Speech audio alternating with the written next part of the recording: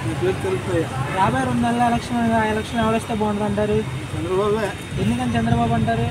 వాడు ఇప్పుడు తినేవాడు కాదుగా, రూపాయి ఇస్తే మా 10 రూపాయలన్నా ప్రజలు పెట్టి 10 రూపాయలు తింటాడు. వీడికి చిక్కిన కాడికి తిండి జగన్ గారు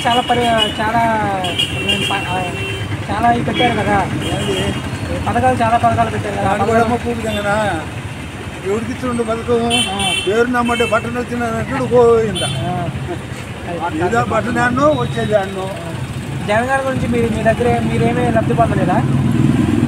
ఏమీ లేదు, వాడు ఇచ్చేది లేదు, బట్టలు నొక్కేది ఒకటి. మీ నుంచి ప్రజలకి ఏం చెప్తారా, ఎవరు వస్తే బాగుంటుందని? వాళ్ళకి అక్కడే చెబుతాం. చంద్రబాబు దేశం అంతా అనుకుంటున్నారు, మనం చెప్పేది ఏముంది, వీడు పనికిరాడు, చంద్రబాబు గ్యారెంటీ అనేది. ఓకే బాబాయ్, థ్యాంక్ యూ. రాబోయే 2 నెలల ఎలక్షన్ ఎవరు వస్తే బాగుంటుంది అంటారు? ఎందుకని అంటారు? మంచి పథకాలు బాగున్నాయి, వైఎస్ రాజశేఖర రెడ్డి లాగా చేస్తారని అభిమానం. టీడీపీ జనసేన 2 కలిసి వస్తుంది కదా, వాటి గురించి మాట్లాడారు. అది వేస్ట్ అందుకు మాట్లాడుకుంటున్నాడు. వైసీపీ పథకాలన్నీ మీకు అన్నీ అన్నీ పెట్టింది, మా పిల్లలకి కానీ మా మిస్సెస్కి కానీ అమ్మఒడి పథకాలు కానీ. రాజధాని గురించి ఏమంటారు మీరు? రాజధాని అంటే ఇక్కడ మరి దాని గురించి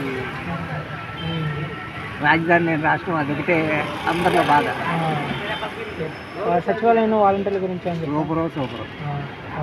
ఓకే, థ్యాంక్ యూ.